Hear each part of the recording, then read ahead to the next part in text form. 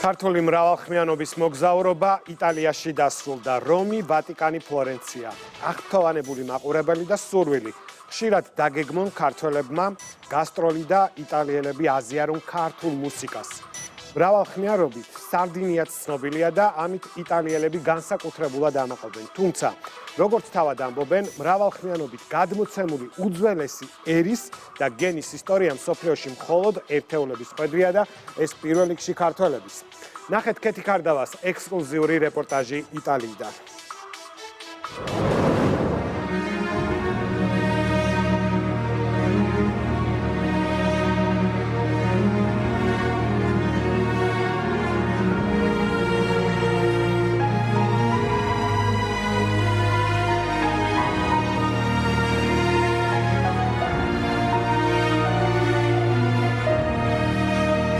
ხელოვნების და არქიტექტურის იდეალური სინთეზით, სადაც იტალიური რენესანსი იღებს სათავეს და აღორძინების ეპოქა მთელი მისი დიდებულებით იგრძნობა.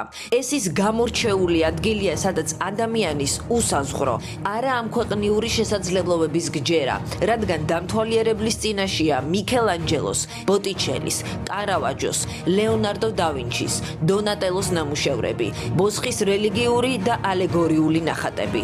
უმშვენიერეს ფლორენციაში ცხოვრება არტი. სან ლორენცოს ბაზილიკა ფლორენციის ერთ-ერთი ყველაზე დიდი ტაძარია, რომლის არქიტექტორიც მიქელანჯელო იყო. სან ლორენცოში ამ კვირაში ყოვლადწმინდა სამების საკათედრო ტაძრის საპატრიარქოს მგალობელთან გუნდმა სიმღერით გააკეთა ის, რაც მათზე უკეთ არავის გამოსდის.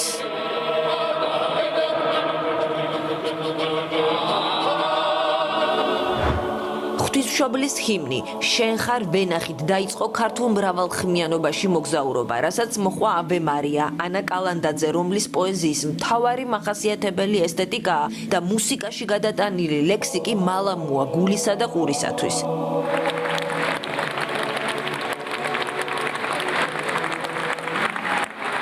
სრული თვითგაღებით იმღერეს. ტაძარი სავსე იყო მშვენიერებით, ისეთ მშვენიერების ტაძარია ეს და ძალიან მადლიერი და ბედნიერი ვარ. საოცრება ვართ მედიჩების ტაძარში, სადაც არის მათი ძვალთშესალაგი, აქ არის მიქელანჯელოს მიერ გაკეთებული მედიჩების კაპელა, საოცარი მისი ქმნილება, რომელიც უდიდესი რელიგიური და ფილოსოფიური საზრისით არის ახსოვს. აქ არის უამრავი წმინდანის პირველ საუკუნეების მოწამეების ნეშტები, ხატები, თვითონ ბრუნელესკის არქიტექტურაა შეგნით საოცრება. ჰარმონიით ახსოვსეთ. და აქ ისმოდა ქართული. აქ ისმოდა ქართული მუსიკა. გადაუდებლად საჭიროა, რომ ესეთი პროექტები იყოს ხშირი და რომ ადამიანებს შეახსენოს საქართველოს თავი. და ქართველებს გვაქვს ესეთი ხელოვნება, რომელიც ესე ორგანულად ერწყმის აი ამ საოცრებას, ამ სილამაზეს, რომელიც იგივე სულიერების ბაზე და იგივე მსოფლმხედველობაზე და ფილოსოფიაზე დგას. ფლორენციაში ქართული პოლიფონიით აფრთოვანებულმა ტაძრის წინამძღვარმა თქვა, რომ არასდროს ეკლესია არც ერთი ქვეყნის მომღერლისთვის ან დირიჟორისთვის არ დაუთმია. და ამ მხრივ საქართველოს გამონაკლისი აღმოჩნდა. მიზეზი საქართველოს პატრიარქის მიმართ უდიდესი პატივისცემის გარდა მუსიკა იყო, რომელიც მისი აზრით ცას და ხმელეთს აერთიანებს. ემოციური იყო და ცრემლის მიზეზი მისი გამოსვლის ის ნაწილი, სადაც წინამძღვარმა თქვა, რომ ბაზილიკის კარის გაღებით ეს კონცერტი იტალიაში მომუშავე ქართველ ქალბატონებს მიუძღვნა.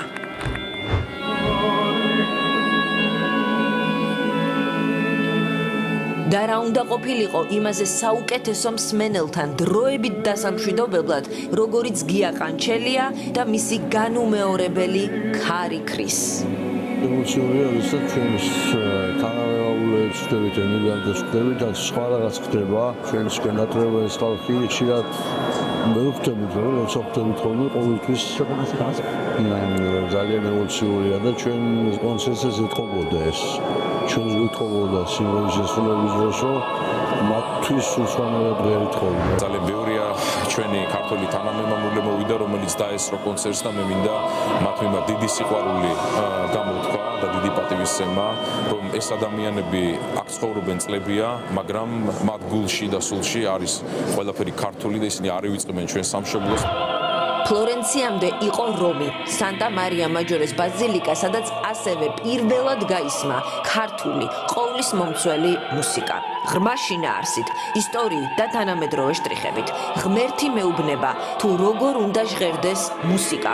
არტურო ტოსკანინის ამ სიტყვების შინაარსს ყველაზე კარგად აქ შეიგრძნობდით.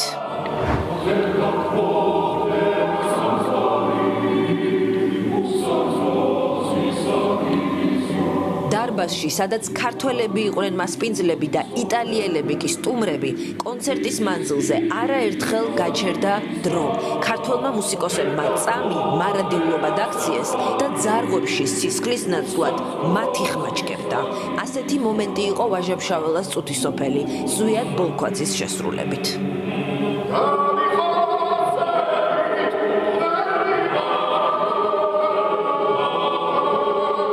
ჩეული წამებია ვერ აგიხწერთ ეს 4 წუთი და რამოდენიმე წამით 5 წუთი არ მახსოვს უბრალოდ არის ისეთი მდგომარეობა რასაც მე ვერასოდეს ვერ აღწერ გასვლის წინ არის ყოველთვის ძალიან დიდი ხედვა მაგრამ მე არ ვიცი რა ხდება მე მესმის ტაშის ხო შუაში რა ხდება არა შუაში რაღაც სხვა რამე ძალიან დიდი მადლობა და გილოცავ. მე ულოცავ გულით და სულით ჩვენს ბიჭებს ამ ძალიან დიდ წარმატებას, ულოცავ სვიმოს, ულოცავ გიორგის და სრულიად საქართველოს.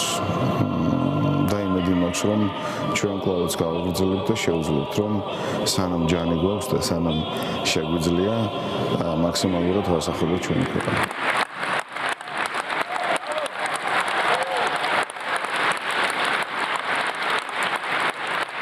გულიდან წამოსული ქართული მუსიკა, რომელიც ენის ბარიერს ლახავს და დედამიწის ყველა კუთხეს წვდება, იპყრობს, თავის ადგილს იმკვიდრებს ისაა, რაც ქართველებს ყველაზე საუკეთესოდ წარმოაჩენს.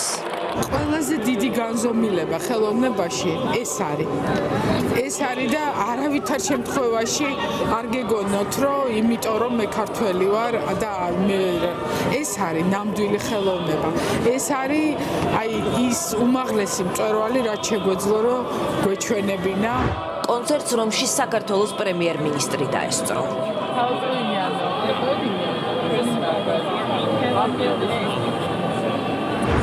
კონცერტის გარდა საქართველოს მთავრობის მეთაური დელეგაციის წევრებთან ერთად პირველად შეხვდა რომის პაპს.